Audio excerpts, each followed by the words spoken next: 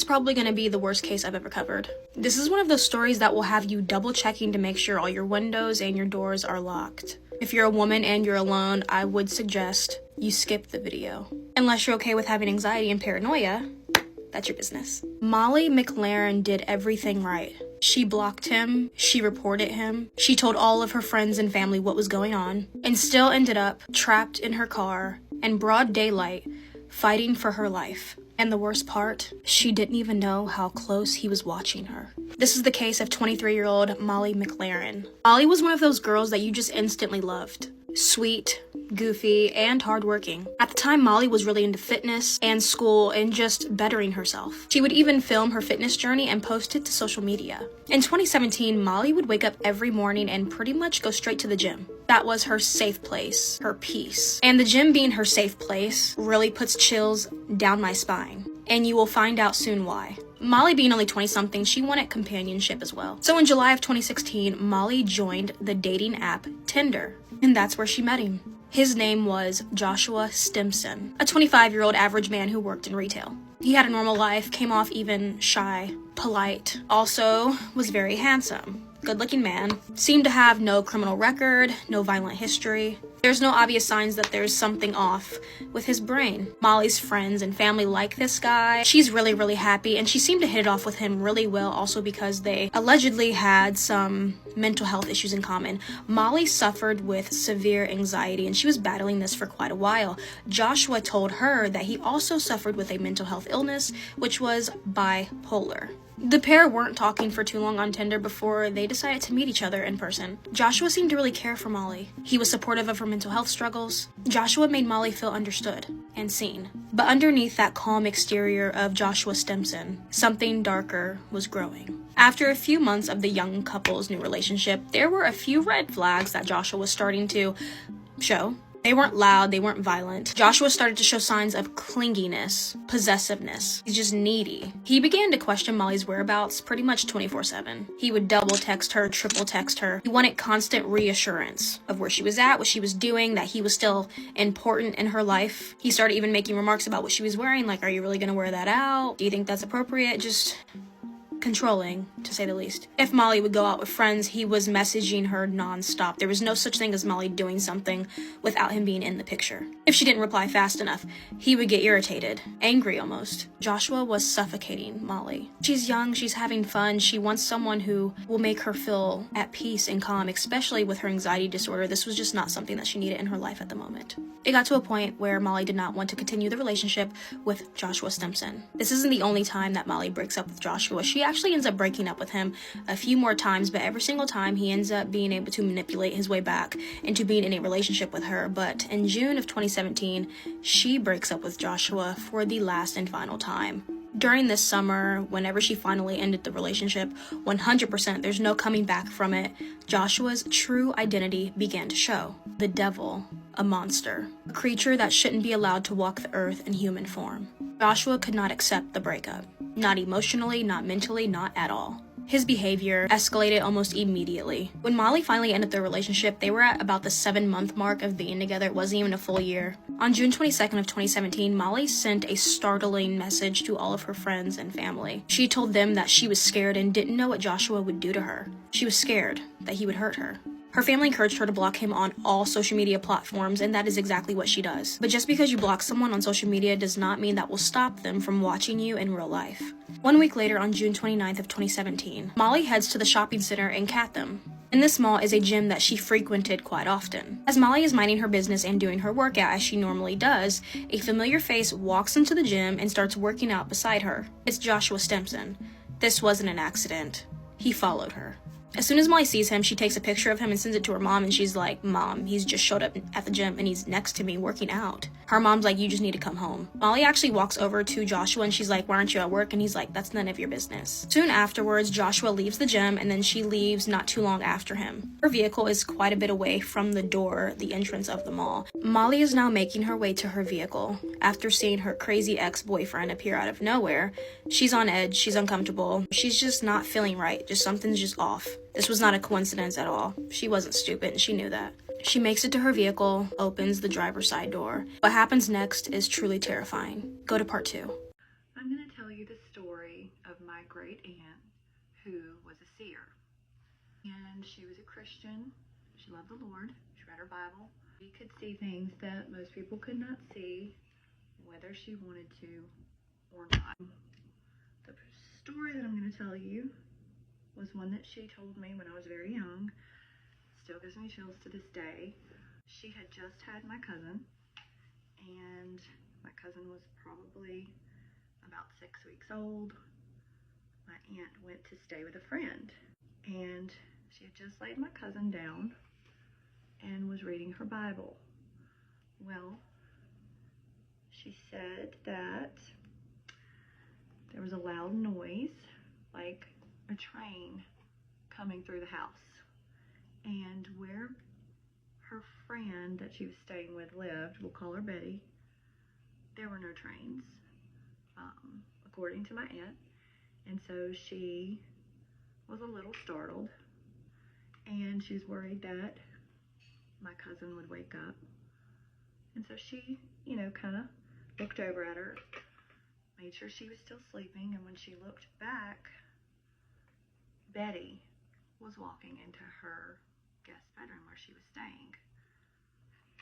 Well, Betty was a very tiny lady, very petite, didn't make a lot of noise when she walked, except on this particular night when she was walking, her footsteps were very heavy, like she weighed way more than she did.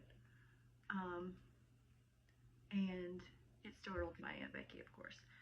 So my aunt says, "Betty, what are you doing? Are you okay? Is everything all right?" Betty didn't speak, and so she was getting kind of a weird feeling, and she's had a lot of experiences with the spirit world, so she knew what was up. She kind of started getting a vibe that Betty wasn't Betty. So she says, "Betty, are you okay?" She asks her again, and Betty speaks to her. But when Betty speaks, it's not Betty's voice. Betty is speaking with a very deep, manly voice. And she tells my aunt to put down her Bible, because my aunt was reading her Bible. She tells her to put down her Bible and follow me in a very deep voice. And that's when my Aunt Becky said, "Okay, I understand the assignment. This is not my friend Betty." My Aunt Becky does what any Southern, God-fearing woman would do in a weird situation like that. She begins to plead the blood of Jesus Christ over herself, over her child, and over sweet Betty. Well, she closes her eyes and she begins to pray out loud. My aunt does not stop praying until the train sound stops. So when she no longer hears what sounds like a train, she opens her eyes again, and Betty's gone. Was sweet Betty sleepwalking and found herself in my Aunt Becky's guest room? This is why you should always trust your pets. On April of 2023, a woman named Dee decided to go camping alone with her 2 dogs at the Salt Fork State Park in Ohio. Shortly after arriving, she noticed one of her dogs, Mara, started acting strange, staring at something in the woods. I did it. I'm here at the Stone Fork, or Salt Fork, Stone Fork. And, Mara? Earth to Mara.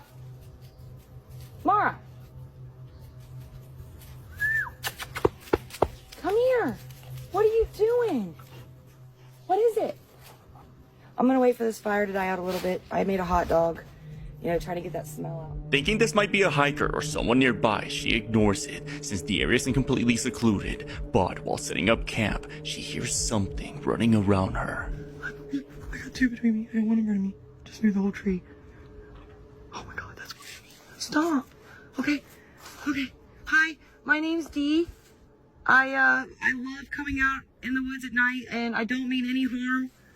I'm not here to hurt anybody. I just like to get nature at night. Something's weird right here. I don't feel right, man. I don't feel good at all. There's a bad vibe. She then decides to call it a night and heads into her tent, where she's woken up to the sounds of something moving closer. Then more open land, and I was Stop. Hey! Woo! La, la, la, la, la. Ah! That's close, dude. No.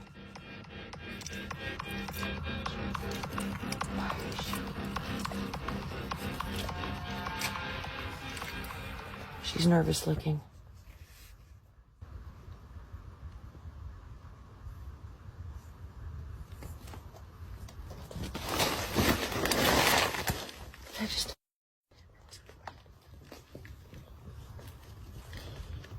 Get away from me. If you're near my tent, please leave. What to do here? My fire's dying down. I figure I'll just... Stop! Oh, God! Jesus Christ, stop.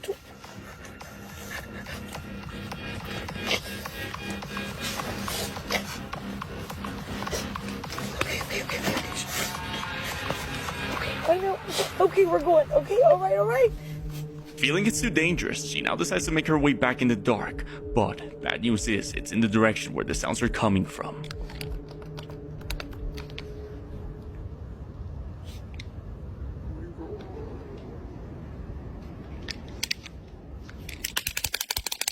I can't do it.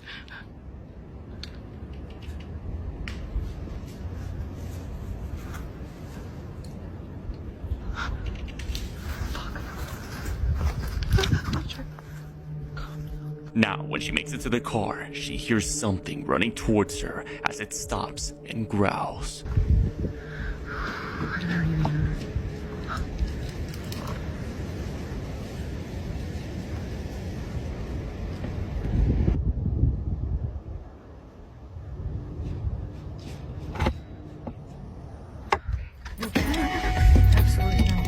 Dee then safely drives off. Now, the ongoing theory is that she was being followed by a man she had spotted earlier in the video. Based on the growl, it didn't seem like it could have been a person, but let me know what you think it could have been.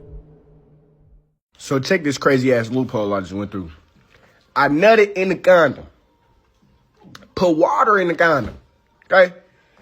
Then, you want to take it a step further, put the condom over a light.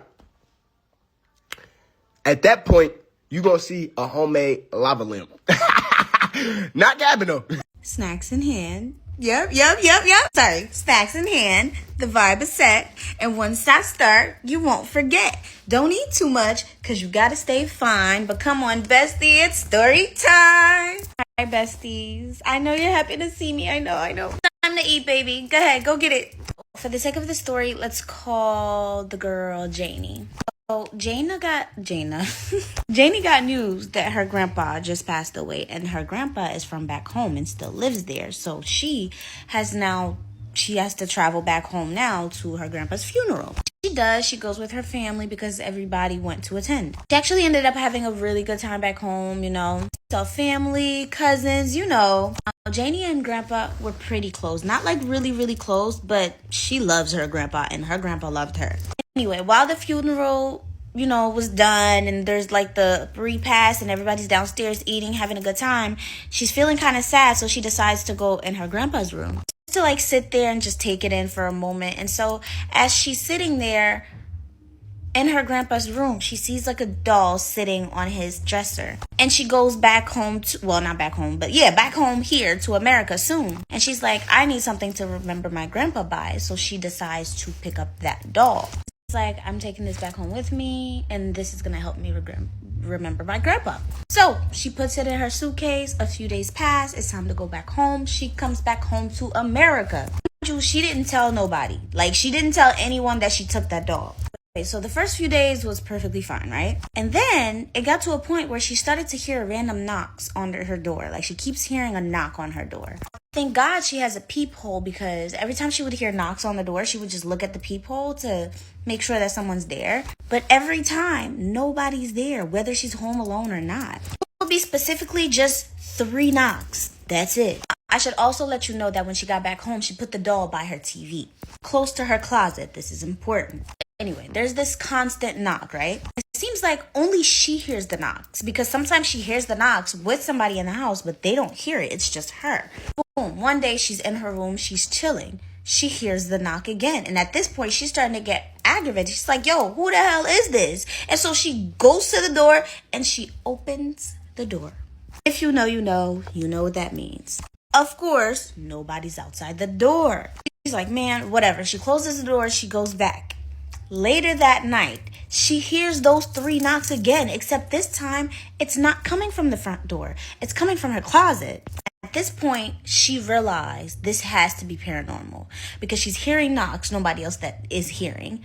Nobody is at the door when she hears those knocks, and she's not crazy because she could hear them loud and clear. And those same knocks just came through her closet. So immediately she calls one of her aunts from back home, and she basically explains to the aunt what was happening. Mind you, she still didn't make the connection. The aunt basically tells her like, hey, it seems like you invited something in, but even before, something came in feeling like they belong in that house. So that's why they were knocking. So when you open that door, auntie's like, whatever you do not touch that closet. Don't go in that closet.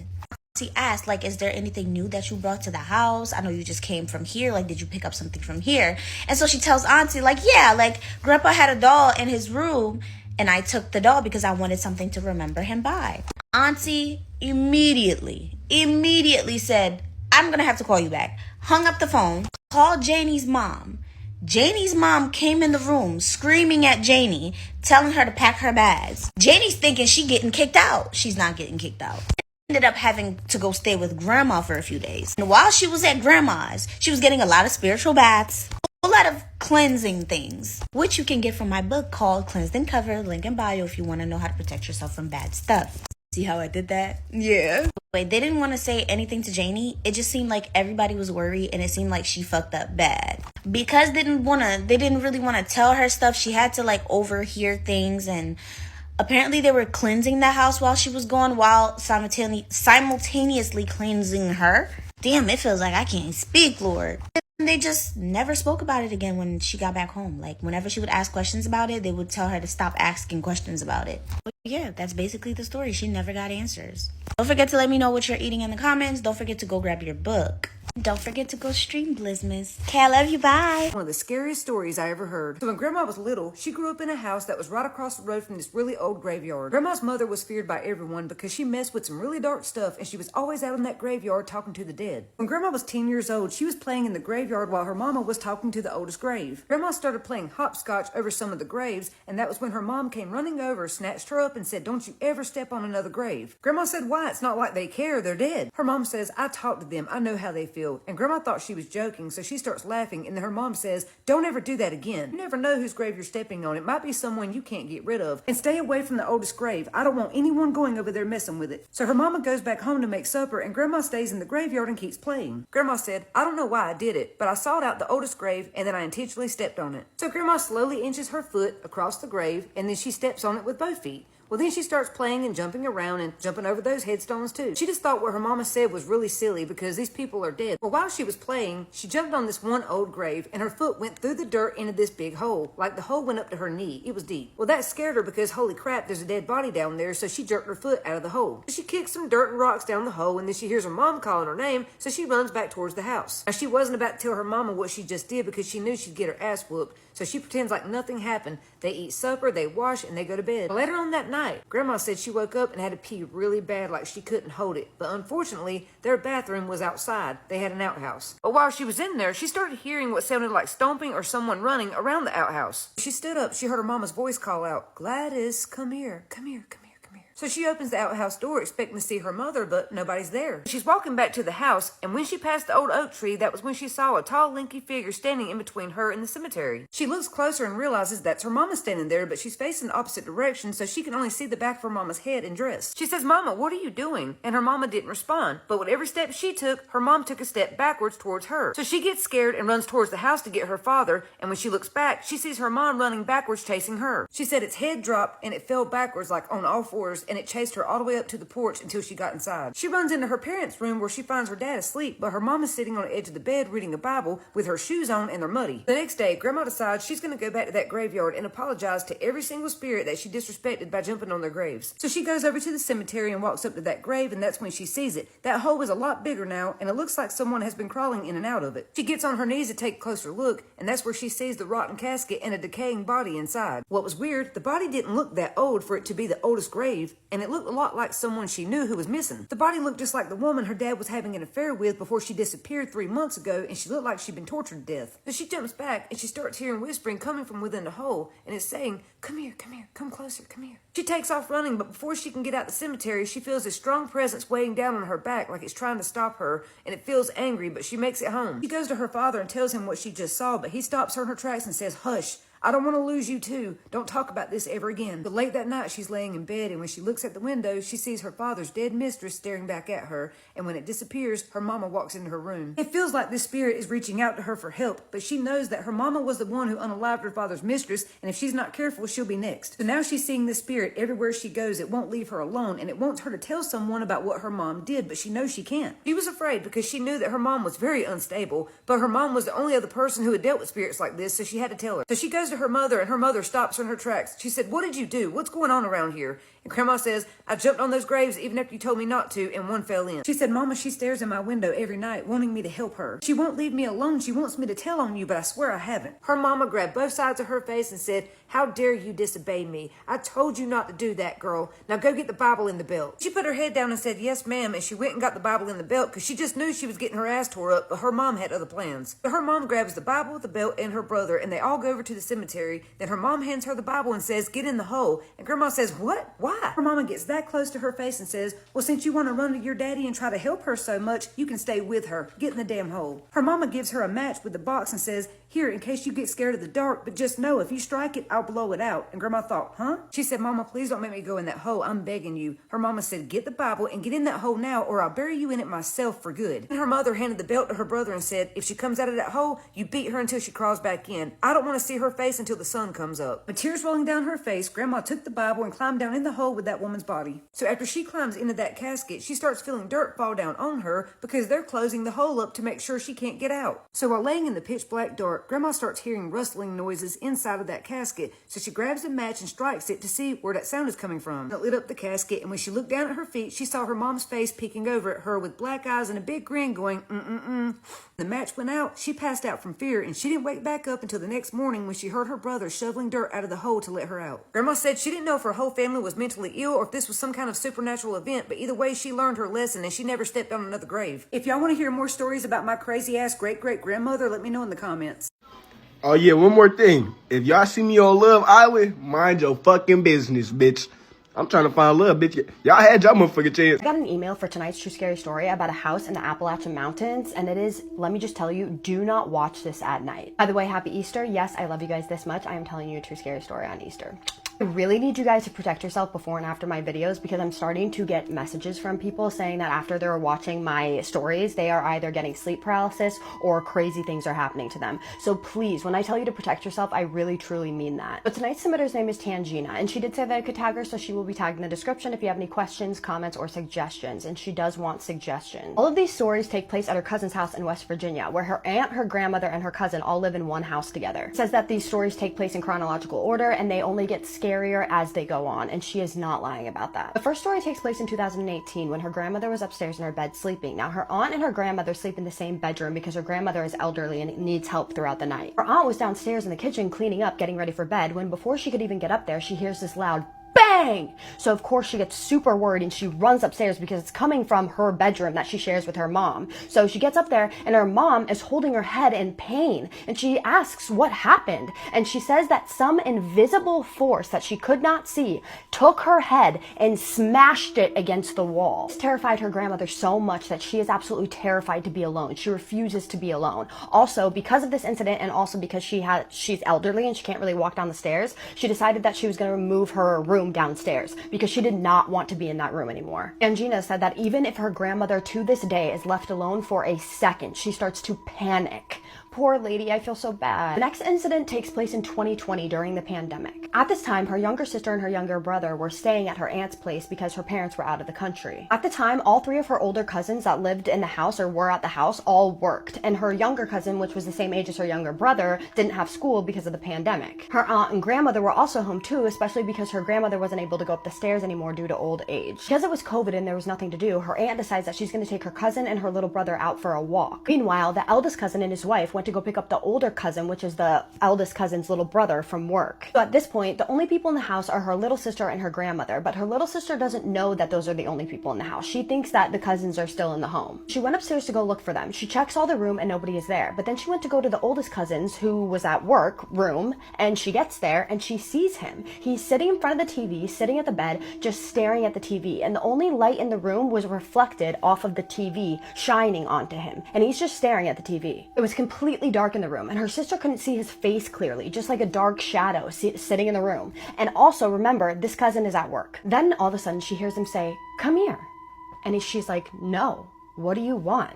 And he says, "Come inside my room." At this point, she starts to get a bad feeling and she's like, "I'm not going in there." So she's like, "I'm gonna go downstairs and go see where my family is." So she goes downstairs and she goes to open the front door. When she checked, she saw Tangina, her eldest cousin, her cousin's wife, and then the cousin that she had just seen up in the room coming out of the car. This terrified her. She was in absolute shock. She was a mess because she told them, she's like, "I just saw him upstairs and he was telling me to come inside of his room." So she goes up to the cousin that she had just seen upstairs and she says, like, "Listen, this is what just happened. I just saw you in your room and you were telling me to come sit next to you." And he was like, "I have not been here since this morning. I've been at work." Being a tiny little girl like that and experiencing that, I would be petrified. So a couple of years later, her cousin was actually going through a rough period. He would often go and smoke in the woods. And remember, he lives in the Appalachian Mountains, so it's very forest dense. He would also drink a lot during this time. Now, it was late at night and her cousin and his wife, the same cousin who's drinking a lot's older brother and his wife, are sleeping in their room together. They always lock their door before they go to sleep, but her cousin's wife wakes up at 3 a.m. in the morning and she sees something.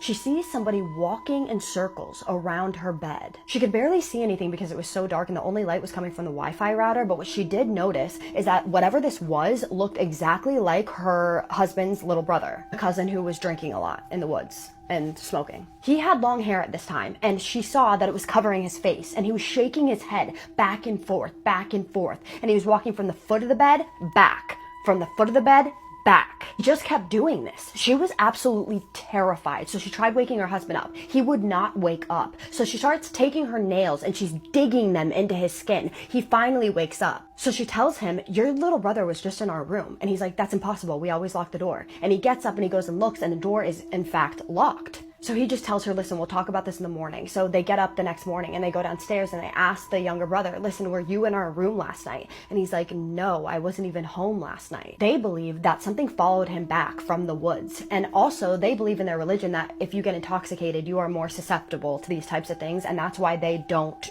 do that. He is the only one in the family who does this, who smokes or drinks out of the entire family. They've had 2 experiences of seeing shadow people that look exactly like him that were not him. So they want to know what you guys think this is. So a little while later, her eldest cousin is coming home from work, and he's coming home from work late. It's around 3 a.m. and he's absolutely starving. So he goes downstairs in the basement to get food because they kept fridges down in the basement. There was like 2 of them because there were so many people in the house. He's a tall guy, so he was hunched over looking into the fridge when all of a sudden he feels like somebody is watching him. He just gets this overwhelming feeling of just dread. Then he slowly looks behind him. And this is when he sees it. A girl standing in front of him with long dark hair, wearing a white dress. She's a younger girl. Her mouth is gaping open. Her eyes are rolled in the back of her head, and she's just shaking her head violently back and forth, back and forth. He ran up those stairs so fast and he would not go down in the basement for a long time. So this is actually the short version of the story. So put 2 and 2 together. Now, what do you guys think about this story? Because I'm telling you right now, if that last thing happened to me, I would lose my ever-loving mind. I would never step foot in that house ever again, I swear. Honestly, if any of these things happened to me, which I mean, they've come close. I've experienced things before that have made me move out of houses before. Well, one house in particular. Do you guys think this is the same entity that is doing all of it? Like, do you think it's all one entity, or do you think it's different entities? And do you think that it's the cousin bringing stuff home from the woods? Because that's very plausible. Tangina and her family would really like to know what you think. So just drop any suggestions or comments or anything that you have below. Maybe even we could tell them some things that they could do to get rid of this. Appalachian Mountains, they make me curious. Really, they do. And I kind of want to go visit them. But at the same time, like, I would always be afraid of bringing something home with me. I swear, the Appalachian Mountains are just... I also don't know what means, but that's just me telling you I'm scared. Like I said, Tangina will be in the comments, you guys, so any questions you have for her, also drop them there. One of my favorite part, the shout outs. The first shout out is going to Lacey. Lacey, you emailed me your true scary story, and you said that you have been watching my content for a long time and you absolutely love it, and that means everything to me. You have no idea. Thank you so much for being such a supporter. It means the whole world to me when people support me like this. You have no idea. So thank you so much, Lacey. I love you for that, girl. Second one is going to Clinchair34. You're commenting on my videos a lot, and I appreciate you so much, and you're always so sweet. Like, you watch till the end, I know you do, because you commented on my pants, and I appreciate that so much. Like, thank you for supporting my videos all the way to the end. It means the whole world to me. I love you for that. I don't know what you guys are doing this summer, but I will be living in this workout outfit, okay? Look at the back of it. Like, are you freaking kidding me right now? She does not look like that, first of all. Second of all, it has padding, so it's super supportive for the girls. It's buttery soft and form-fitting. I am obsessed with it. It's from Yo Rio. I hope I'm pronouncing that correctly, but I will drop the link for you below because, oh my gosh, and it comes in different colors. Like, girl, you know, you already know. Link for these will literally be right there. And also, you guys, if you stay till the end, you know I absolutely love you for that. I just need you to do 3 things for me. And what are those? Have a safe night. What's the second one? Keep sending me your scary stories. And the third one is what? Say it with me. Have a spooky night. Love you guys. See you in the next one.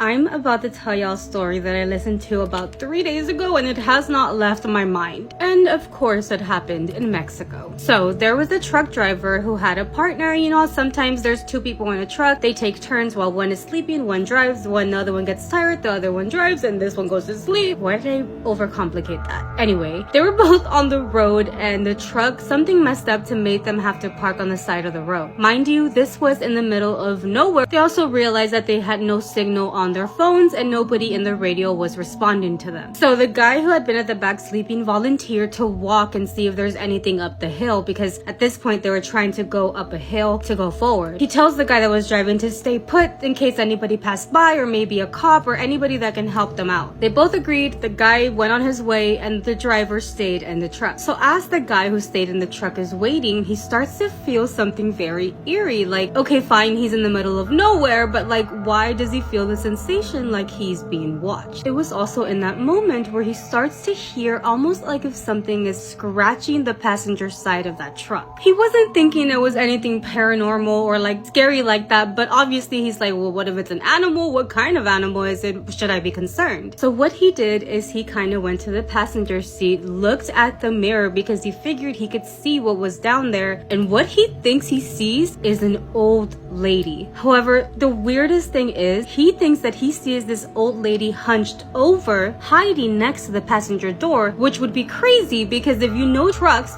they're tall. So for her to be standing and hunched over would mean that she would have to be an extremely tall old lady. The only way that he can explain what happened next was that he almost went into some sort of a trance, because he says that he could swear that this lady was calling him by his name. He remembers closing his eyes because he didn't want to look at that lady. Something in him was telling him that this lady was up to no good. They were in the middle of nowhere, and why would there be an old lady out here? Not only that, but she knew his name. So as he has his eyes closed, swearing that this lady's calling his name and doesn't want to look at her, he starts to hear somebody honking. And he's like, oh my gosh, thank you, thank you, thank you. It's, you know, his partner. So he opens his eyes and no, he sees another truck driver passing by him like full speed, but honking the horn really, really fast and loud. However, that truck driver did not stop. He kept going. So obviously now he knows this truck driver was not helping them, but why were they honking? He's thinking maybe my partner got in contact with somebody, but why didn't they stop? So since they didn't stop, he again closed his eyes and just prayed and prayed and prayed, because obviously he still heard somebody calling his name. So he says that he has no idea how long he sat there with his eyes closed and just praying until somebody knocking on his window interrupted that. And thankfully it was his partner. And by this point, the driver got out of the truck, hugged his partner, and just started crying and crying and crying. After hugging his partner and he's still crying, he sees that his partner brought this guy that he knew that also fixes trucks, and he went and hugged him too and started crying, and they were both like, what the fuck is wrong with you? So he tells them, he's like, I swear there was an old lady. I think she was really tall because I saw her. She was calling my name. And they were both looking at each other like, I didn't see an old lady. Like, there's nobody there. Why don't you get in the other truck and let's just go? Like, they were gonna go and fix this in the morning. I forgot to mention this was like at 3 or 4 in the morning. My bad, pimp. So their plan was to just drive ahead where there was like this restaurant that a lot of truck drivers stopped at until the daylight came back, and they would go back to the truck and fix it. They get to this restaurant and they recognize a lot of these truck drivers that were there, and one of the guy was like, what is wrong with you? Because at this point, the guy, the driver, the one who saw that old lady, he was so pale and still scared out of his mind at what he had seen. However, he did not hold back. He told every truck driver that was at that restaurant exactly what he saw on the side of the road, and for some weird reason, they all stayed very silent. The guy who had originally asked him what was wrong because he was pale told him, you know, someone just stopped and told us something weird. This guy tells them that about an hour ago, a truck driver had stopped at that restaurant. He was also very pale and scared, and when he asked them what was wrong, the guy told them the following. I just got chills. This guy tells them that when he was in his truck driving downhill, because again, the other truck was over here stuck going uphill, that he could have sworn that he saw an old lady, a very tall old lady with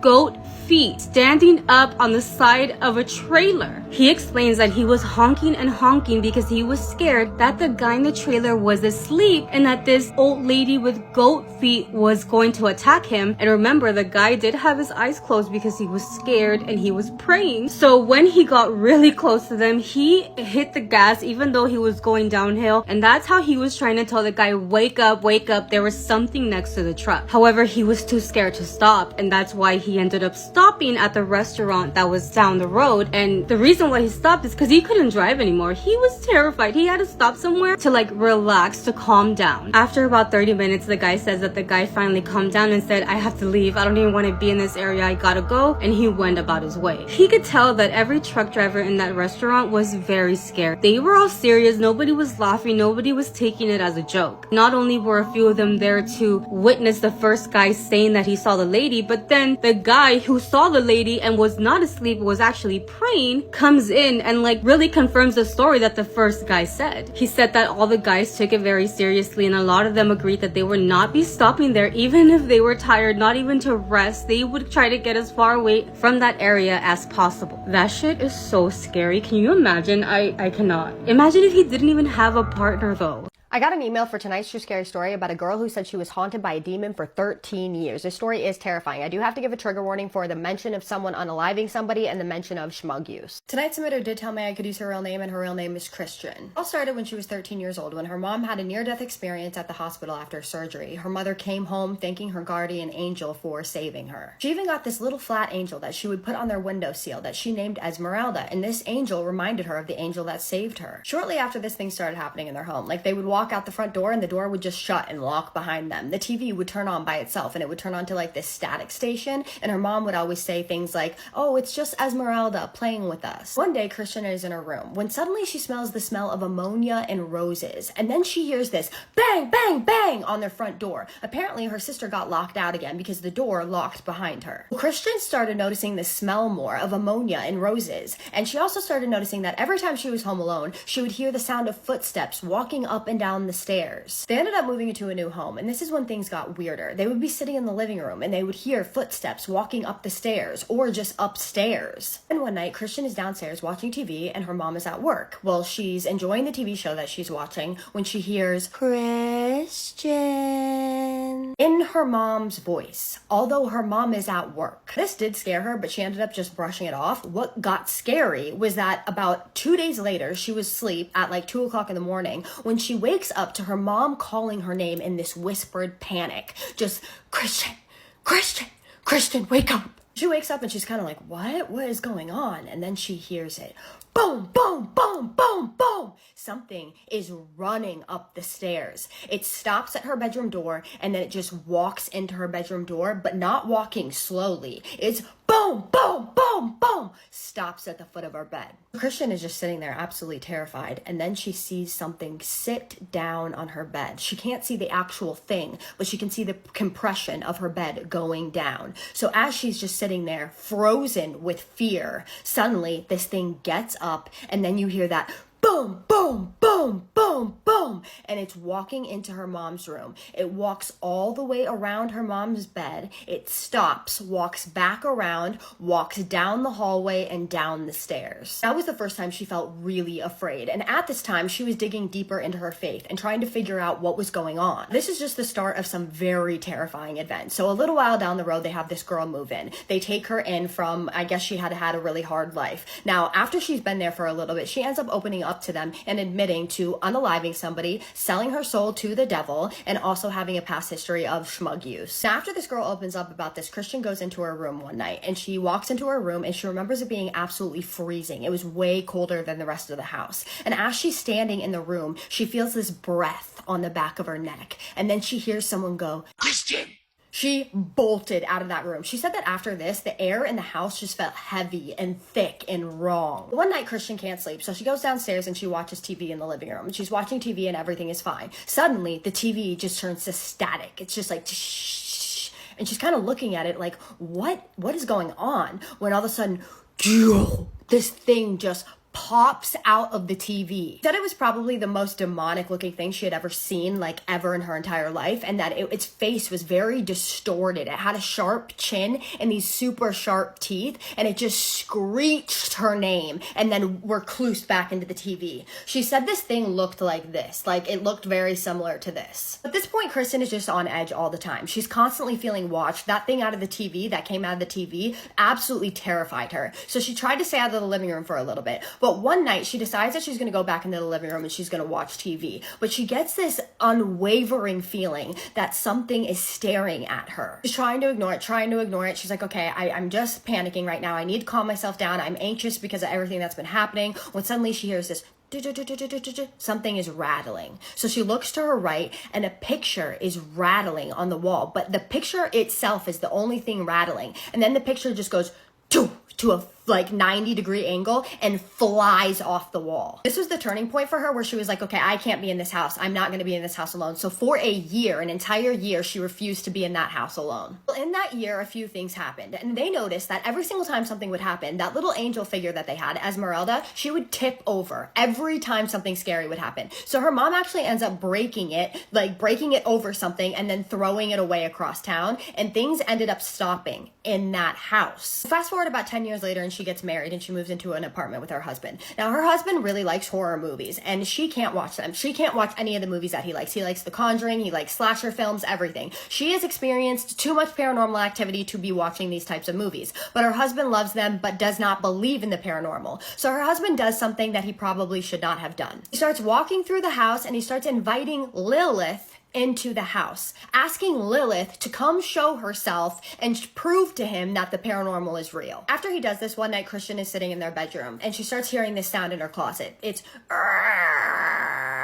and it's over and over again. Something is scratching inside of her closet. Well, she ignores this because she doesn't want to feel any fear. But a couple things happen that end up making them move out of that apartment. Well, they had a home pad in their kitchen. One day they wake up at 4 o'clock in the morning to feed their baby, and her husband walks into the kitchen when he notices that something is playing on the home pad. It's Tiptoe Through the Tulips, but it's playing only that verse over and over and over again. At a certain point, they were able to communicate to whatever this was through the home pad. And this is what made them leave, because she would ask it questions like, are you a boy or a girl? And it would play, I'm Just a Girl by No Doubt. She asked it, what do you think about me? And it played a song that had the verse, I hate you, in it. And she asked the final question, what type of entity are you? And it played a song by the band Ghost that lists all the different types of names of Satan. At this point, they both agreed that they need to move out of this house. But before they could do that, her son wakes up in the middle of the night one night and comes to her, and he's crying. And he's telling her that there's a little boy that lives in his closet that keeps coming out of the closet. And when he's not in the closet, he crawls underneath their bed. So she's finally like, yep, we're done. We're leaving. The day that they move out, she's moving everything out of the house, and she goes into the closet to move the stuff out of her closet, and she opens the door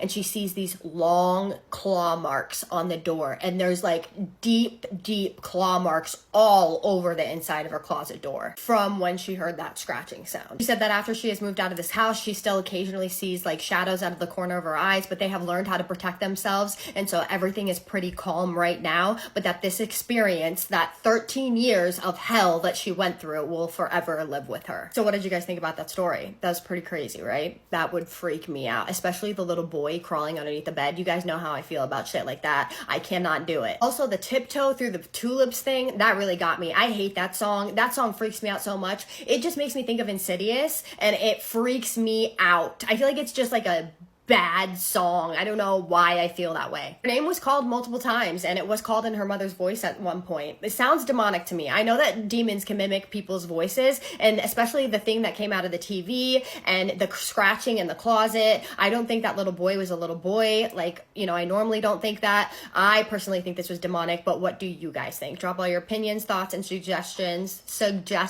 in the comments, please. But please be respectful as always. And now we're gonna do my favorite part, which is the shout outs.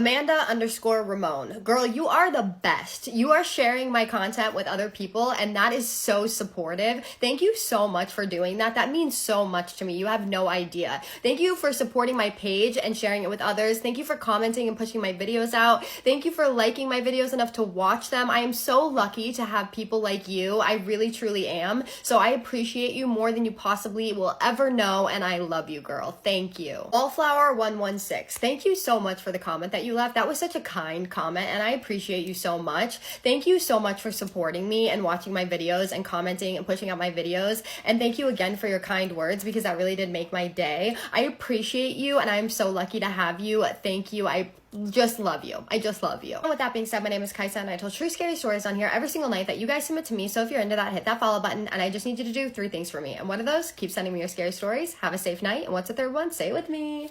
Have a spooky night. Love you guys so much. See you in the next one.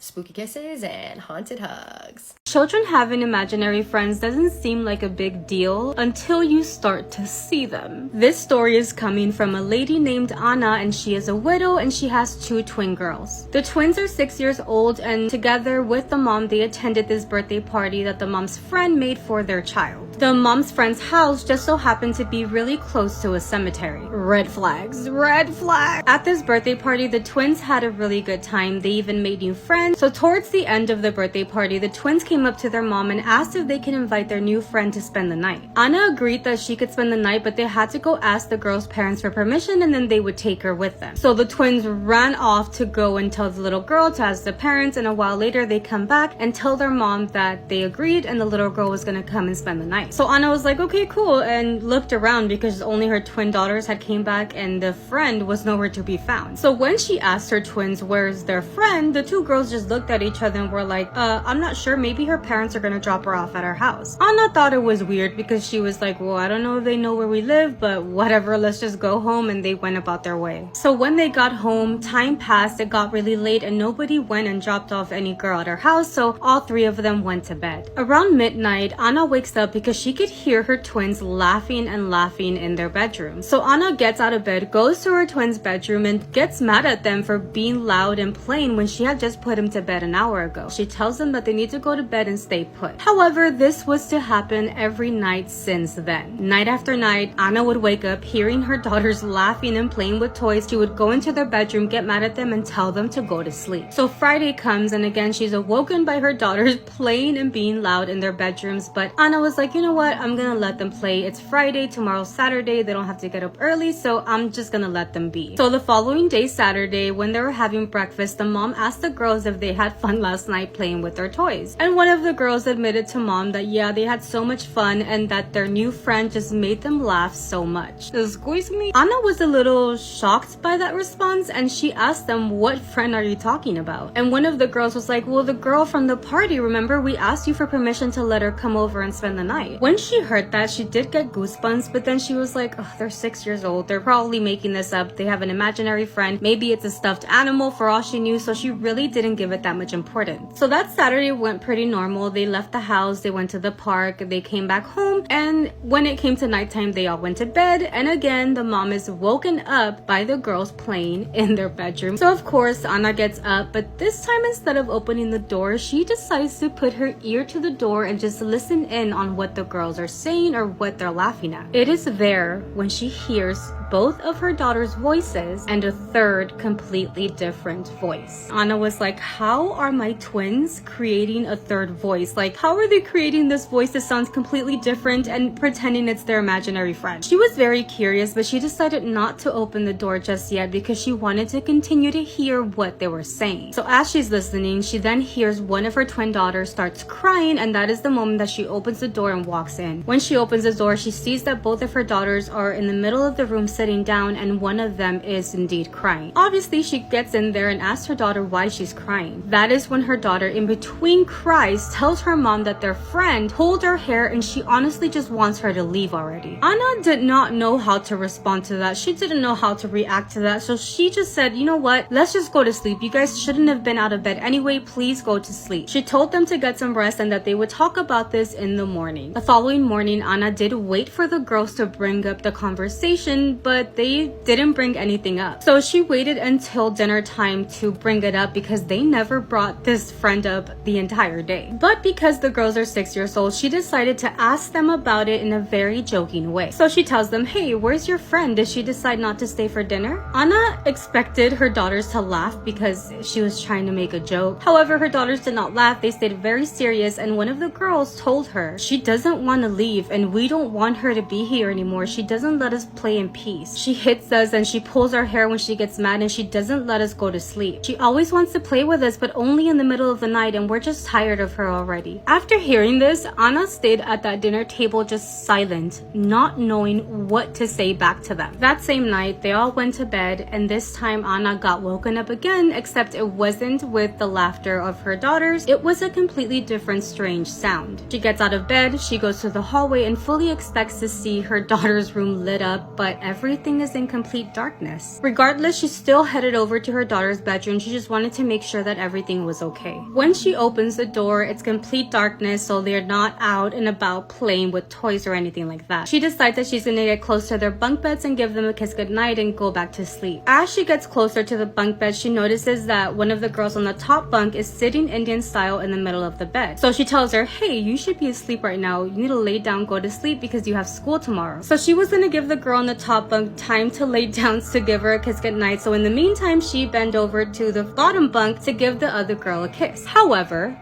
that is when she sees that both of her twin daughters were asleep in the bottom bunk together. Anna stayed paralyzed seeing both of her daughters in that bottom bunk. She didn't even want to look back up at that top bunk, because if both her daughters were at the bottom, who the fuck was at the top? Anna didn't know what to do. She was like, should I run? Should I wake up the girls? Should we all run together out there? Little by little, she picks up her head and is ready to just face what is up there. And when she does, there is nobody in that top bunk anymore. Even though in the moment she was very scared, Anna just thought to herself, wait, I might be hallucinating. I just woke up. I'm still sleepy. I definitely didn't see a girl up there. She decided not to wake up her daughters. She left their room and decided to go to bed. She admits that when she got into bed in the beginning, she couldn't really fall asleep because she was still a little bit scared. She was questioning what she had seen. Was she half asleep? Was it her imagination? But eventually she did end up falling asleep. However, Anna said that in between like a dream and awake state, she could have sworn that she heard a little girl ask her, can I sleep here with you? She didn't know if it was actually one of her daughters or if she was just having a dream, but of course she told the little girl, yeah, come into bed with me. Since she was still like half asleep, she just opened up the blanket blanket and she felt when a little kid got into bed with her. However, she noticed that the kid was really cold, so in between like half and asleep, she got another blanket and put it over the little girl so that she wouldn't be so cold. A few moments later, she also hears that little girl voice ask her, "Can you be my mom?" At that point, Anna was annoyed and she's like, "I'm already your mom. Go to sleep. You have school tomorrow." The morning comes and Anna woke up super late to take her kids to school, but when she does, the twins were already ready and dressed and everything, but she notices that one of the twins has a lot of scratch marks and bruising all over her arm. She also notices that the girl's demeanor is very sad, like very depressed, so she asked her what happened. The little girl tells her mom, "I don't want to live here anymore. I just want to move somewhere else. I don't want to be here." And Anna, trying to console her daughter, was like, "But why? This is our home. Don't you like living here? What's going on?" And that's when her daughter says, "Well, it's because I don't want to share you." That's when Anna got really concerned, because not only were her daughters playing with somebody, getting their hair put, scratches, she was like, why are they saying these weird things now, like they're sharing me? She thought that with time, them not wanting to live there anymore would pass, but no, time after time, the girls were more sad, more depressed, and they didn't want to live there anymore. It got so bad that the girls didn't even want to sleep in their own bedroom anymore. They would cry night after night, and she would have to go in there and console them. Not only were the girls not getting any sleep, but Anna wasn't getting any sleep either, and at this point, they were all hearing little footsteps all throughout the house, even though the twin girls were asleep in her bed. Anna was tired, the girls were tired, and she ended up saying, "Okay, we're gonna go and stay with your grandmother for a few days." Every now and again, Anna would go to the house just to grab some stuff, and she would still hear those like freaking steps throughout the house, even though she was the only one in there. There was also one time where she went to go grab some clothes for the girls, where she could swear that she heard a little girl crying in one of the bedrooms. As Anna was exiting her home, locking up, one of her neighbors came up to her. This neighbor walks up to her and says, "Hey, how come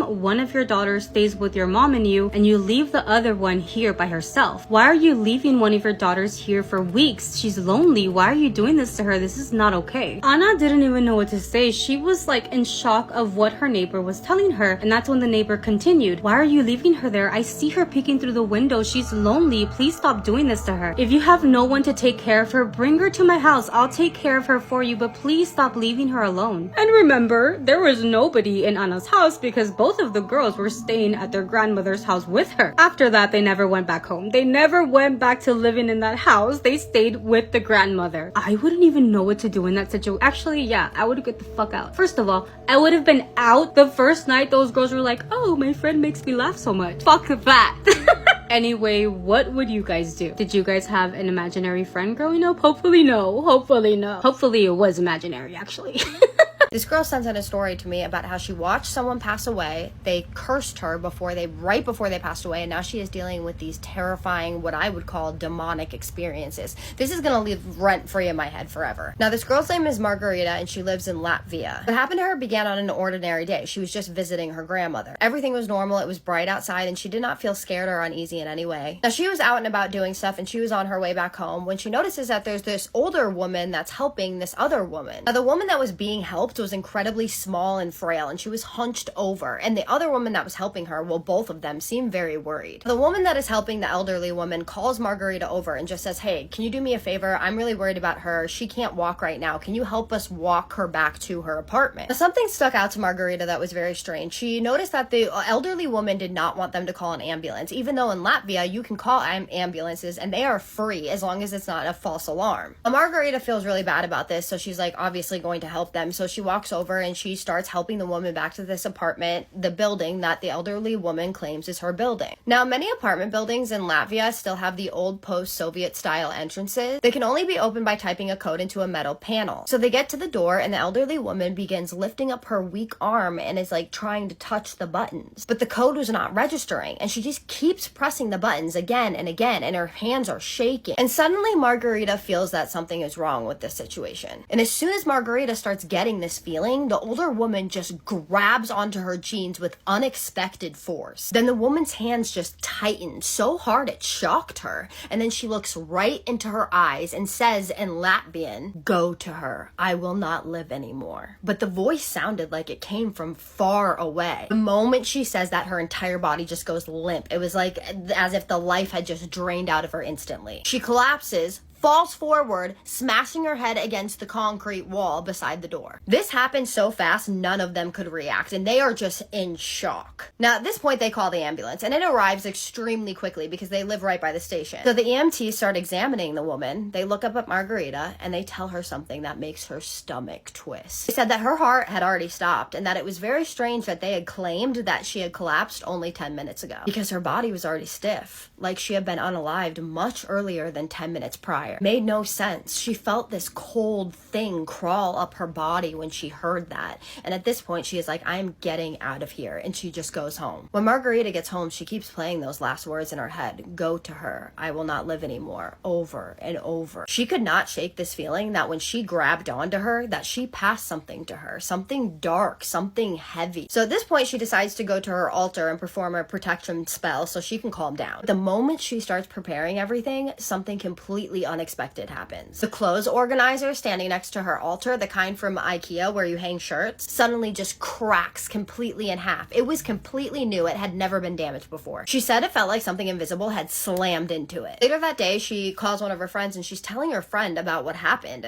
This is crazy to her, right? When there's these two hooks that were on her wall and they were securely screwed onto the wall, and they just rip off the wall and come off the wall right after she's talking about this with her friend. She said she felt like the more she talked about it, the more strange things would occur. That night, she had a nightmare that was so vivid, it felt real. In the dream, that old woman was holding on to her the same way that she was holding on to her in the street. Behind this woman stood this tall, black, shadowy figure, and before she could move or scream or do anything, it leaned over and just slammed itself into her body. So right as this happens, she snaps awake and she's shaking, and her eyes are starting to adjust to the room, and she suddenly looks over, and there is that tall, dark figure just leaning over her, staring at her. It's just towering above her. She blinks, this thing is gone, but that feeling stayed with her for a long time. The whole experience has made her feel extremely uneasy, and she doesn't understand why this happened to her and why that woman spoke those last words to her. But one thing she does know is the feeling that something followed her home that day is very real. By the way, she drew a picture of what that thing looked like, and this is what it looked like. That's the picture that she drew. So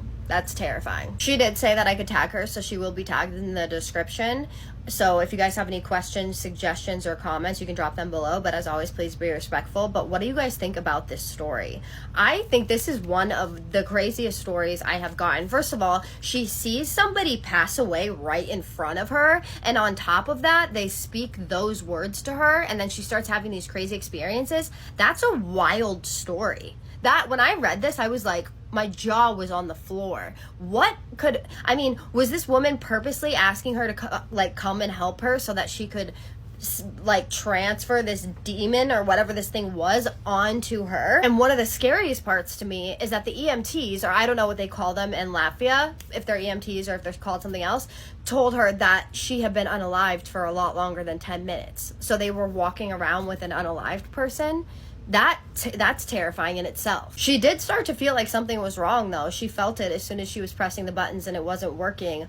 So that part is also confusing. The whole story is absolutely insane. I would love to know your thoughts, opinions, and suggestions. So definitely drop them below, because this is something that I don't know. Do you notice how I still didn't do? Look, even one other one fell off.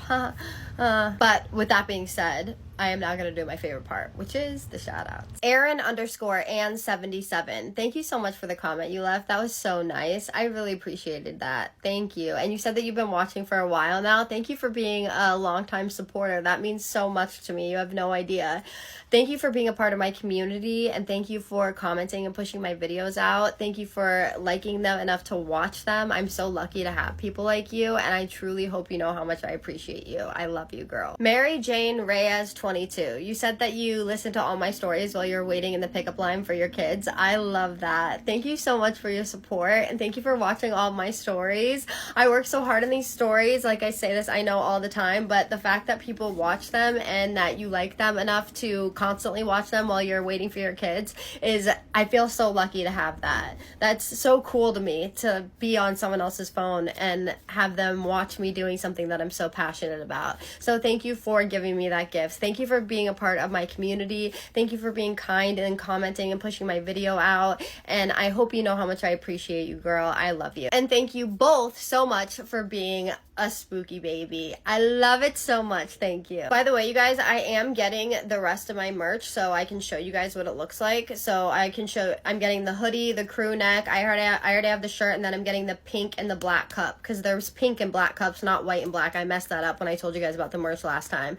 And it can say either, if God brought you to it, he'll take you through it, or it can say spooky kisses and haunted hugs. So I will show you guys that eventually when it comes, because she's sending it to me. And guys, I will be putting this in a series of stories from different countries. So if you are from a different country and you have a paranormal story, please send it to me, because that's part of what I'm doing for Christmas. I am going to do other Christmas stuff, but I want to do stories from different countries. So make sure that you send them to me if you are from a different country. Okay, thank you. And with that being said, my name is Kaisa, and I tell true scary stories on here every single night that you guys submit to me. So if you're into that, hit that follow button, and I just need you to do 3 things for me. What are those? Keep sending me your scary stories and recommendations. Have a safe night. And what's the third one? Say it with me.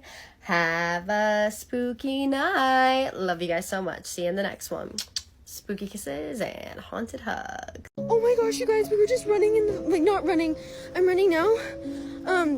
We were just walking in this park back there, which looks really scary. And we saw like how do you describe it, Mom? Something dark laying on the ground from animals. Was it like a, have you heard of those things called the skin crawlers? No, that's pretend, isn't it? I don't know, but it says they disguise. But it says they disguise themselves as animals, and like they lay on the ground. I know, but it was that was weird. That was weird. It was laying on the ground, and its eyes like lit up. No. What? Did you not see the eyes? Today's true scary story is called Smiley Face Demons, and this girl literally got admitted to the hospital because of physical harm. So if you scare easily, I would not watch this at night. This story terrified me. I could not sleep after I read it. I just want to remind you also to subscribe to my YT channel. The link is in my bio, where I will be telling the same story I told last night, just the longer and uncensored version on there tonight. And if you want to tell me your true scary story and you want me to recount it on here, then email me. My email is in my bio. It is kaisaspooky@gmail.com. Okay, let's get started. Today's submitter's name is Isabella, and she did say that I could tag her in the description, so she will be tagged in the description if you have any comments for her. Isabella today is a practicing witch, and her uncle was a practicing witch when she was about 5 or 6 years old. That is important to note. Now, this story takes place down by the border. She didn't say what border specifically, but it's by a border. There are 2 houses on the property. One of them is very run down, and the second one is newly built. Her grandmother and grandfather used to live in the run down house, and her uncle, her, and her grandfather lived in the new built house when this story occurred. Now, she has experienced a lot of things in this house, a lot of paranormal activity, but the things that scared her the absolute most was something that she called the smiley face demons. Now, these things wore suits that were mangled but still kind of put together, she described, and top hats. And they had huge smiles on their faces at all times. One of them holds a cane and is bigger than the rest of the demons, and this is the one that terrorizes her the most. So the first time that she ever saw these little creatures was on her 5th birthday, and she told her mother about it, and her mother completely dismissed her. Apparently her mother did not really have custody of her at this time. Her grandfather and uncle really did, for the most part. So then she goes to her uncle, and she tells her uncle about it. She feels like he's going to understand better since he practices witchcraft. He tells her that he hasn't seen anything like this, and so not to worry about it. So she kind of pushes it off to the side and just suggests that it's maybe her imagination. About 6 months after her 5th birthday, though, she's sleeping in her bed when all of a sudden she hears this scratching sound on the wall, just this, and she's trying to sleep, but she's hearing it, and she's like, wait, are these my animals? Apparently they had a lot of animals in the house, so she's thinking at this point that maybe it's just one of her animals. That is, until she starts hearing something walk in her direction from the exact place that she was hearing the scratching sound. She was so terrified she didn't even want to turn her head. So she's just laying there, absolutely petrified, when she hears a male voice and a raspy voice say, "Look at me. Look at me." Her uncle had previously told her that if anything ever tried to contact her with bad intentions, she is to tell them that they need to go away, leave her space, and that they have no power over her. So that is exactly what she did. She says, "Leave my space right now. You have no power over me." That's when this thing runs to her bed and says, "Really?"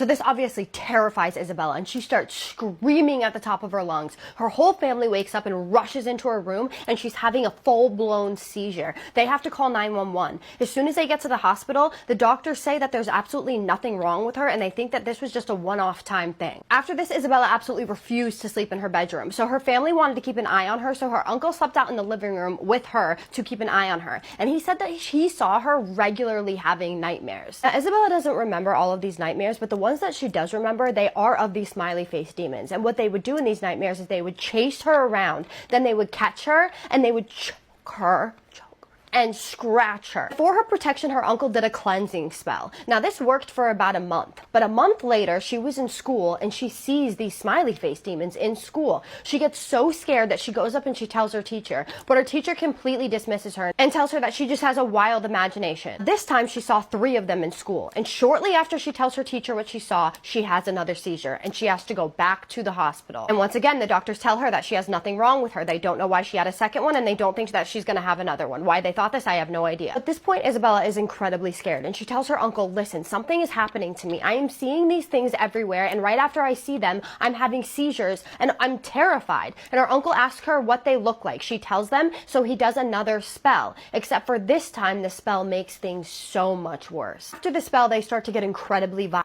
She starts waking up with hand-marked bruises on her arms and her legs and scratches all over her body. So much so that her teachers called CPS on her family. CPS case is eventually dismissed because they found nothing wrong with the family. They just said that she was a playful kid and she was probably getting hurt playing around. This is not the case though. She continues to see them, and then she has a 3rd seizure. This poor girl. At this point, she asks her uncle to stop doing spells because she's like, something is happening and it's making it worse because this seizure was really bad. She had during the seizure that was so bad that because she was a child, she actually lost so much from that she was hospitalized for a few days, literally admitted to the hospital because of this. So while she's in the hospital, they are terrorizing her in the hospital, but not fully. All they're doing is they're just standing in the corners of the hospital room, just crouching, smiling, and waving at her.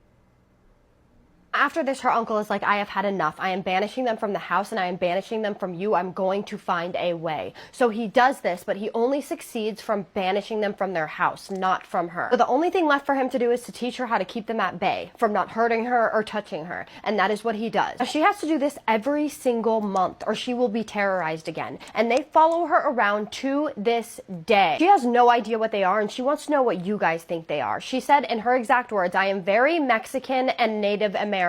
So it could be something from my people. She does not have seizures anymore and her nose has not anymore. So she wants to know what you guys think. And like I said, I did tag her. So please drop everything you guys think in the comments. If you have any suggestions, any ideas, or if you have maybe seen these things yourself, let her know. My name is Kaisa and I tell true scary stories every single night that you guys submit to me and I recount them on here. So if you guys like that and you like this story, hit that follow button for more. And like I said, if you guys have a scary story that you want me to tell on here, then my email is in my bio. It's kaisaspooky@gmail.com. I also love fashion and I love showing you guys my favorite pieces that I have purchased on TikTok. So I'm gonna show you. If this bothers you, feel free to skip it. That's why I put it at the end. Okay, so these are my second favorite pair of pants. They are 43% off right now. They are $12, so steal. And they are just so cute. They're faux leather. They're super, super stretchy.